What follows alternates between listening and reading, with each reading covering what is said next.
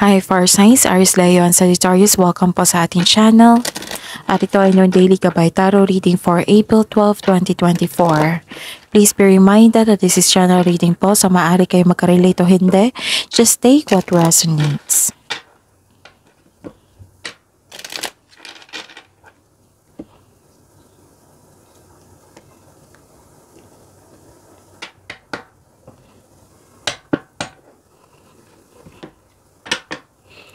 Gamitin ang reading na ito bilang gabayin lamang.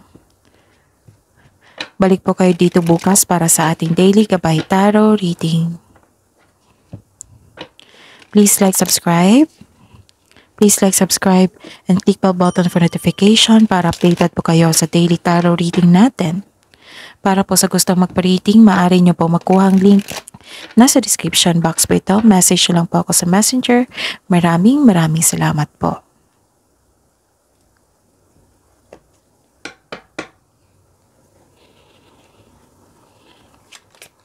Spirit Guide, mga ganap po para kay Aries, Leo, and Sagittarius ngayong April 12, 2024.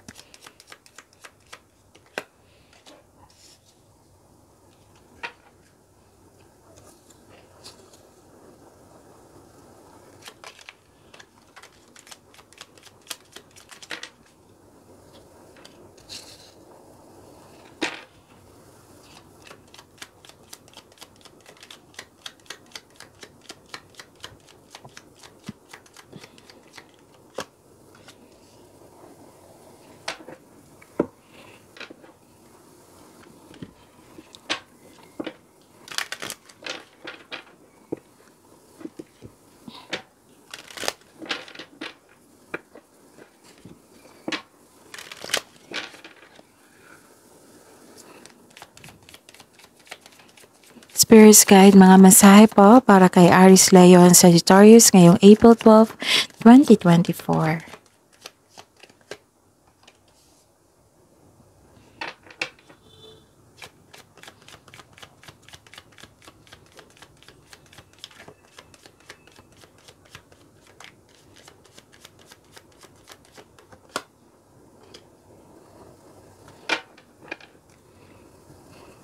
Okay. Aries, Leo, and Sagittarius ngayong April 12, 2024. May nakita ko dito makareceive kayo ng tulong o regalo. At saka, okay. So, nagbigay kayo ng panahon sa inyong sarili. Pwede na nagkaroon ng beauty application sa araw na ito. Nagpaganda kayo, nagpagupit. Pwede. Nakatanggap kayo ng grace po. Nakatanggap kayo ng abundance and unconditional love. So, nakita ko dito na happy kayo. Nagkaroon ng pleasure. You're receiving unconditional love. May nakita ko dito na may nagbigay ng regalo or tulong. Pwedeng kayo or naka-receive kayo. Tapos nakikita ko dito parang nahihirapan kayo. Nagkaroon ng guilt or sacrifice. Nabibigatan. Pwede. Nahihirapan. Pero humingi ka ng advice sa inyong mentor, advisor, pwedeng boss. Nakita ko dito regarding to sa inyong career and finances. This is all about big business. Pwedeng may kausap ka na mother figure. Mother figure ngayon. Nagkaroon nang dahil sa kanila, naka-receive kayo ng wisdom message at nakabalik kayo sa inyong ang tawag dito, na-motivate kayo, nagkaroon kayo ng inspiration, nagkaroon kayo ng authority, protection, power, courage, strength. So, ang mensahe po na para sa inyo, Aries, Leo, and Sagittarius, learn from those who inspire you. So, yun, yung kausap mo, yung boss mo, isang mother figure, pwede, or mentor nyo, advisor, and cherish memories of loved ones. It might be kausap mo yung parents mo or yung family mo, mga elder. So, cherish memories. It might be, kasi kung lalabas ito, nag-give time ka sa inyong family, sa inyong sarili. Tapos humingi ka ng advice sa kanila or sila nagbigay ng payo sa inyo. Okay, Aries, Leo, Sagittarius. Spirits Guide, energy po ni Aries Leo Sagittarius ngayong April 12, 2024.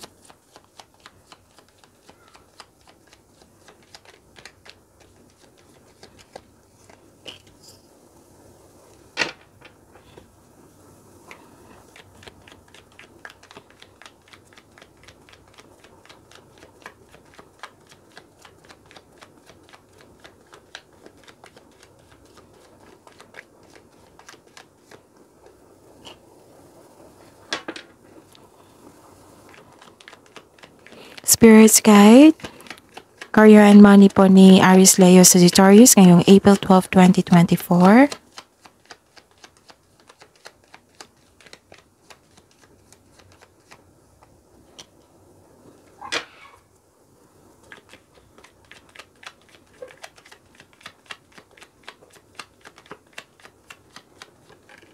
Lumipad. Love life, self-love, partnership, and romance ni Aries Leo and Sagittarius ngayong April 12, 2024.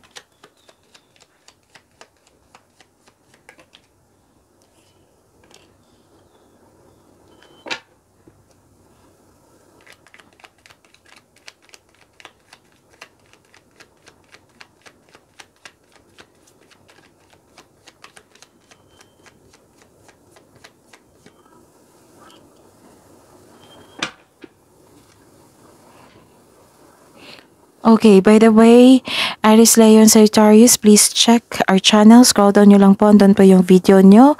Yung career and money for this month, April 2024. Monthly Gabay Tarot reading for April 2024.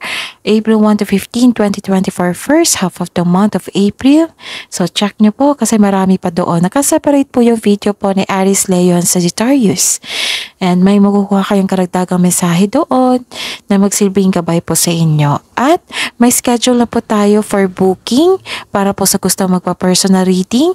I-check nyo po yung video ngayon. Baba nyan, may description box, may link nakapost. I-click nyo po yan and message me sa messenger for booking and for booking and for inquiry. Okay, so ayun, check natin kung may repeating number.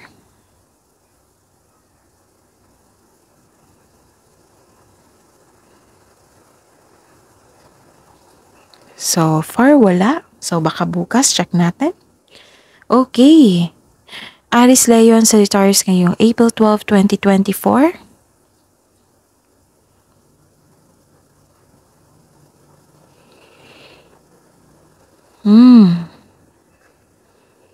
Okay. May iniisip kayo sa past. Nagkaroon ng clinging to the past. Pwede din na may ganap na refusing to change. Nagkaroon ng stagnation. Nag-iisip po kayo. Okay. Yung may nagbago sa inyo, yung nagkaroon ng ending with new beginning, may nagbago sa inyo. Pero, some of you, nilalaban mo ang pagbabago. Natatakot ka sa changes. Okay, kaya pala may nahihirapan ka dito. It might be nahihirapan ka kasi may unhealthy attachment pa kayo sa nakaraan. And nakikita ko dito natatakot ka sa changes, sa bagong simula sa inyong buhay. Dahil ayaw mong mag-let go, ayaw mo mag-move on. Gusto mong bumalik sa nakaraan, some of you. So, masakit talaga ang ending. You may feel anxiety, stress, hindi mo na alam kung bakit ito nangyari. So, ending the situation means opportunity. New opportunity is coming, a new beginning. So, it may be uncomfortable, pero this card tells you na let go and trust the universe and yourself. Okay? Swift change to eh. It brings you new beginnings. Kailangan ng pagtanggap dito. Pag-adjust, pag-adapt. Nahihirapan ka. And I'm hoping ma-overcome mo ito, Aries, Leo, Sagittarius. And please be reminded yung araw-araw kong sinasabi sa inyo na huwag nyo hayaan na magkaroon ng stagnation sa araw nyo. Kailangan maging productive pa rin kayo para may expectation tayo sa parating na araw. Okay? So, kailangan kasi. So, kung time of planning, nagkaroon ng stagnation kasi hindi nyo matanggap ang mga pagbabago. Okay, kung baka kailangan ng time of reflection, i-schedule nyo yan at bigyan ng time. Huwag niyong pahirapan po ang sarili. Okay? Ano pa?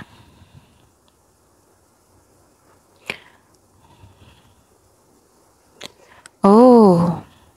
So this is the clarification, nagkaroon talaga ng pagwawalang kilos or nawalan kayo ng interest. Bakit? Anong nangyari? Your emotional energy is stagnant today eh.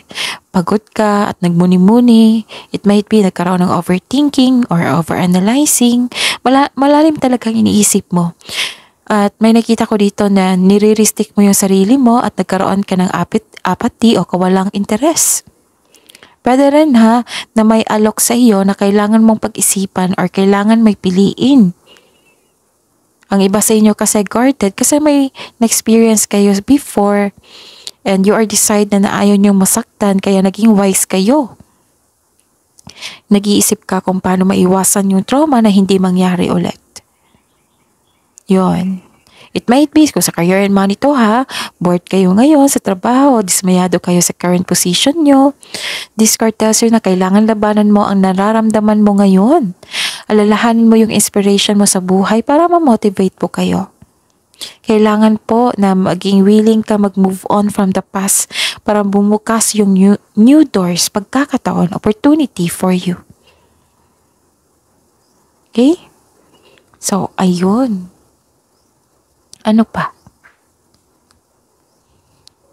Sa career and money, wow.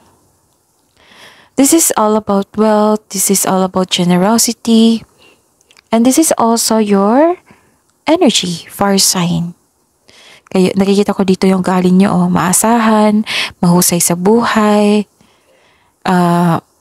parati kayong nagbibigay ng tulong, lalo na sa pinansyal. It might be very supportive kayo sa inyong family or breadwinner kayo. Some of you, nakikita ko dito na negosyante or nasa posisyon ng isang kumpanya, boss, nagkaroon ng financial stability.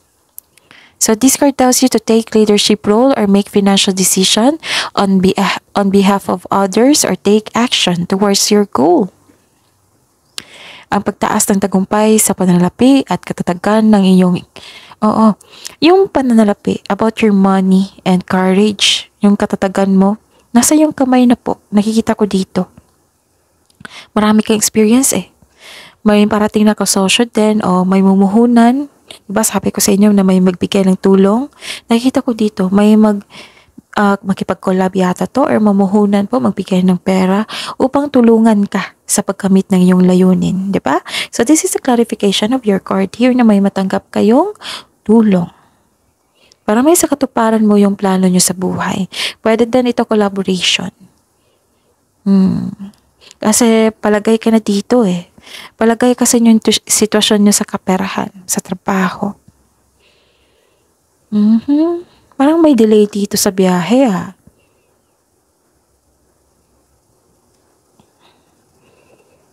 Okay. Okay. So this is delay and disappointment. Nagkaroon ng delay sa inyong plano, pwede sa biyahe. Nagkaroon ng disconnection or hindi kayo nagkibuan. Nagtampuhan kayo ng kasamahan dyan.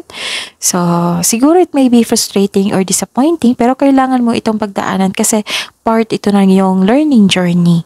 So, be still flexible and patient is what required at this time. So, kailangan ng mahabang pasensya.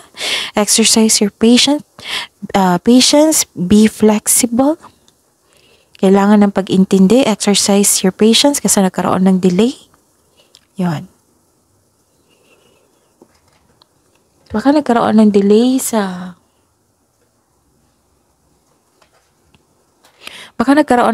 pagpaplano. Or may hinihintay kayo ng isang tao or tulong para maisakatuparan or masimulan mo na yung plano nyo. Pwede din. Pwede din nagkaroon ng delay sa biyahe. Siguro may dahilan, mabigat na dahilan. For example, masamang panahon. Ano pa? It might be natagalan, oo, natagalan sa pagdesisyon. Kasi nagdesisyon pa ka dito, you're making the best choices para magkaroon ng desisyon. Tapos, yun nga, yun ang nangyari, nagkaroon ng delay. So, yun yung sabi ko sa inyo na time for reflection. Makatulong yun. Time for reflection, kung pagpaplano yan, paggawa ng desisyon, or paglilipat, magkaroon ng career change, kailangan mo mag-connect sa inyong intuition. Okay? So, kayo, lahat naman tayo alam makipag-connect sa intuition, right? Nahihirapan kayo sa pagdesisyon, no? So, yun na yung i-take nyo yung advice or research kayo kung paano gumawa ng best decision. Basta pagpaplano pa rin. Gather factual information, humihingi ka ng advice sa mga may experience na may alignment. Yung connection sa parehas kayo ng business, industry. Pwede rin. Humihingi ka ng time, humihingi ka ng advice. Okay? Ano pa? I think, okay, proceed tayo sa love life, self-love, partnership, and romance. Okay. May sama ng loob dito. May sama kayo ng loob sa isang tao. Pwede din na nagkaroon ng self-doubt. Pwede din na stuck ka sa past mo. So, this is the clarification of your card here na nagkaroon ng delay po. Pwede in terms of future plans. Feeling mo na-trap ka and unable to progress without really understanding why. Baka may pumipigil sa iyo. So, kailangan yung mag-meditate. Pag-isipan ng mabuti. Baka yung pag-overthink po, hindi kayo makadecide kasi hindi maganda yung energy flow nyo. So, meditate. This card advise you to accept and move on. The past cannot be changed. Kailangan mo itong tanggapin na nangyari ito sa iyo. Iproseso mo ito para maka-move on na po kayo. Let go, acceptance, embrace, let go, and move on. Lahat naman ng pagsubok ay may naiwang aral sa ating buhay. Okay? Kailangan ng dito acceptance, self-assessment. May sama ka ng loob sa isang tao, nagkaroon ka ng blame, doubt. Pero may nakita kong offer po dito. Offer na, yes, yung sabi dito na may offer talaga. Pwede din na may nag-send sa inyo ng love messages. Okay, this is emotional intelligence, sweetness, gentleness, reflective, nagkaroon ng self-exploration, malakas inyong intuition. So this is very good kasi nakakonect kayo sa inyong intuition na. Kasi dito, nagkaroon na kayo ng disconnection, right? So dito, nagkaroon na, at the end of the day, nagkaroon ng connected kayo sa inyong intuition. You're showing kindness to everyone. Very good. So this is news of new love. May bagong energy, bagong tao na parating sa inyo para sa mga single. Pwede din na may nagparamdam sa inyo, bagong maniligaw. Pwede rin enjoy ka ngayon sa bagong passion mo. Para sa mga marelasyon, sa buhay mag-asawa, may sasabihin o makatangkap ka ng mensahe mula sa inyong kapareha na mag-set kayo ng date o outing. Offer to Nakita ko yung improvement nyo dito sa inyong sarili at sa inyong relasyon. You're becoming more confident then. So, may matanggap kayong mensahe galing sa isang unexpected sources. Pwede itong galing sa isang tao na mas bata pa sa inyo.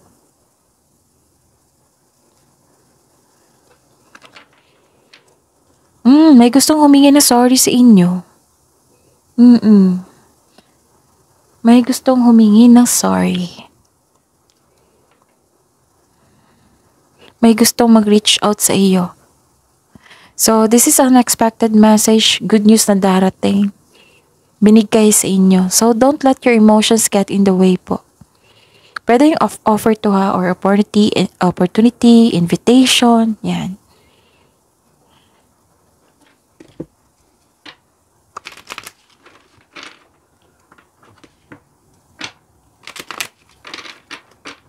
Ang Ang daming offer dito, no? Aries, Leo, Sagittarius. Baka kailangan ng pag-isipan niya na schedule na hindi kailangan magkaroon ng stagnation kasi mahaba yan eh. Pag whole day. Yung overthinking nyo hindi pa tapos. Pero makakawala ka niyan eh kasi may tagumpay dito. So yun ha, take these messages, learn from those who inspire you, cherish memories of loved ones. So I think you are giving time, attention sa your family. So this is the clarification of your cards here. Even may kausap ka na elders, it might be this is your grandparents, parents, or kung nahihirapan kayo sa paggawa ng desisyon, tama tong ginawa nyo na mag-ask kayo sa elders. So yung makarelate sa inyong business, sa inyong trabaho, ganun. Pwede din na, sa elders na, kasi marami na yan silang experience eh. So, ayun.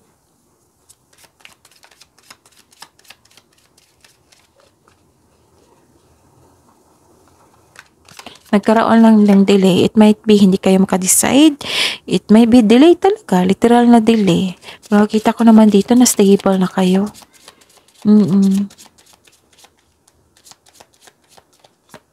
So, leadership to, right? So, this is the clarification na tadhana talaga kayo maging leader. Aries, Leo, Sagittarius. Kung, kahit anong yan, profession. Tadhana po sa inyo na maging leader.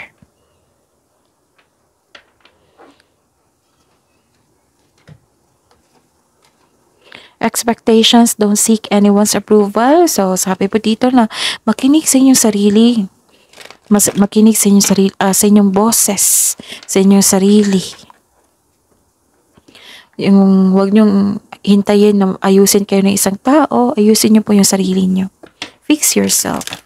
And don't expect na yung mga plano mo na kailangan pa ng approval ng iba. Magkaroon ng independent, yung tawag dito, wag na kayo maghanap ng approval sa iba. Trust yourself.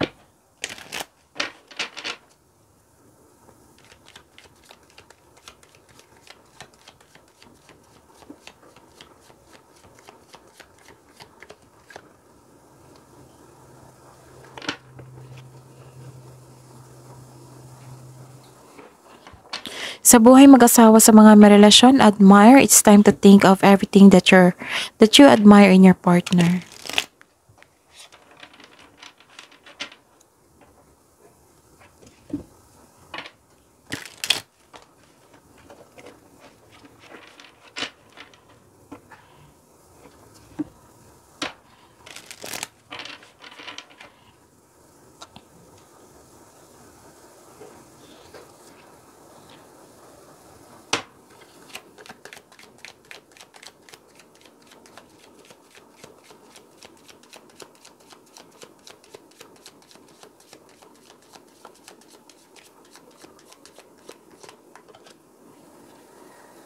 Okay. So, this is, di ba nahirapan may yung beginning pero nahirapan kayo sa pagtanggap. Kasi na-stuck kayo or may unhealthy connection kayo sa nakaraan. Hindi kayo makalet go. Ayaw nyong mag-move on. So, this is the clarification talaga na nagkaroon ng new beginning. Okay? So, you are invited to instigate change, but you are also being warned that this transformation may be radical. Get rid of everything in your current life that can prevent you from improving. Kailangan yung pakawalan yung old emotions nyo. Kailangan yung pakawalan yung sarili mo kasi na-stuck ka sa inyong past. Clinging to the past eh. So, ito yung magiging sagabal sa inyong bagong simula sa inyong buhay.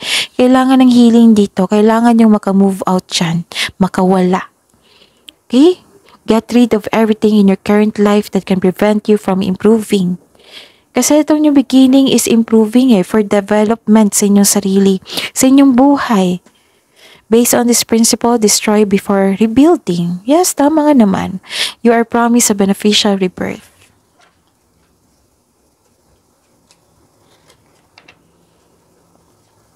Kasi iba kasi kung may new beginning na tapos may unhealthy connection pa kayo sa nakaraan, talagang malaking storbo yan sa inyong new beginning. Kasi new beginnings, new chances. And sinusigurado sa inyo ng universe na itong pagbabago na ito is improvement mo. Beneficiary birth. Ikaw rin yung makabenefit niyan.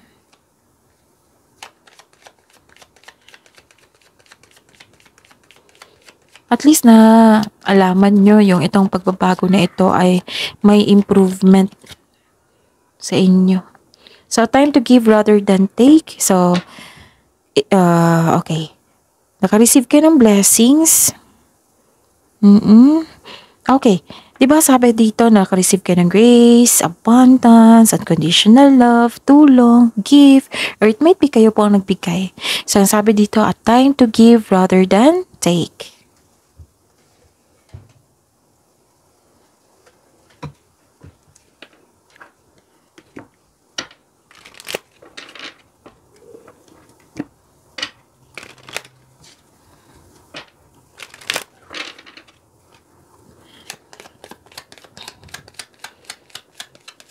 Spirits, guys, angels, archangels, guardian angels, mensahe nyo pa para kay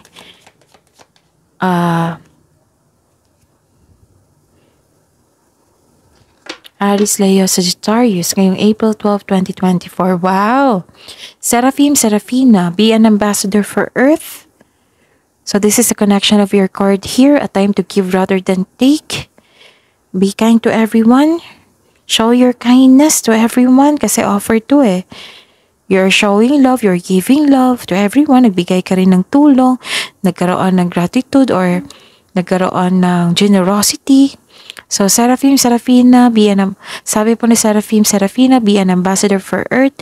Build your bridge to Source. It might be, nagbigay talaga kayo ng tulong dito. Kasi ilang beses ko nakikita dito, mahilig kayong magbigay ng tulong. Mahilig kayong magbigay ng suporta, lalo na sa kapwa nyo. And take this leadership role din po. Kasi nakatadhana sa inyo kasi you are born to be a good leader. Okay? Sabi lang po dito na kailangan na clear intention po para tuloy-tuloy po itong pagiging mabuti. Ng pagiging magkaroon ng positive energy flow. Huwag niyong kalimutan po na magbigay ng panahon sa inyong sarili at sa inyong family. Tapos learn from those who inspire you and most of all, learn from your journey. I-take mo yung past nyo as a learning journey. So pakawalan nyo, tumira na kayo sa kasalukuyan, sa present, para sa future. Okay? So, kailangan talaga yan. Kasama na yan sa new beginning nyo. Na kailangan talaga na pagtanggap sa pagbabago. Nahirapan kayo sa, pag-adapt niyan. So, ayun. May binigay dito na pagbabago. It might be another change of your life. Ito. Kasi iba ditong new beginning dito, iba din ang new beginning dito. Kasi may natapos kayo dito yung palagay ka na. So another project na naman, another offer na naman, another collaboration, another business. And some of you nahirapan sa paggawa ng decision, kaya humingi kayo ng payo sa inyong elders, sa inyong mentor, parents. Actually, may kausap ka dito. Pwedeng mother nyo to or isang motherhood na may concern ka sa inyong health. Like for example, nabibigatan ka na sa inyong sarili, kailangan mo nang mag-diet. Oo. Sinabi mo ito sa kanya. Sinabi mo to sa kanya na plano mo. Tapos, huwag kayong mag-focus sa hindi nyo control. Kung nahihirapan na kayo sa pagpagpili, then take a rest muna. Then, time for reflection, i-schedule nyo yan. Tapos, huwag masyadong makulong sa inyong overthinking. Kasi nagkaroon ng stagnation Kasi baka mawala itong panay-bagong offer. May bagong offer may binigay sa inyo offer. Actually, marami to. Oo, kaya siguro nalilito kayo sa pagpili dito. Kasi naniguro ka na ayaw mo nang masaktan, ayaw mo nang maskam, ayaw mo nang palpak na trabaho, ayaw mo ng palpak na proyekto. Ganun. So which is good naman po. So that is your reading, Aries Leo Sagittarius for April 12, 2024. Please like, subscribe, and click bell button for notification para updated po kayo sa daily tarot reading natin. Maraming salamat po.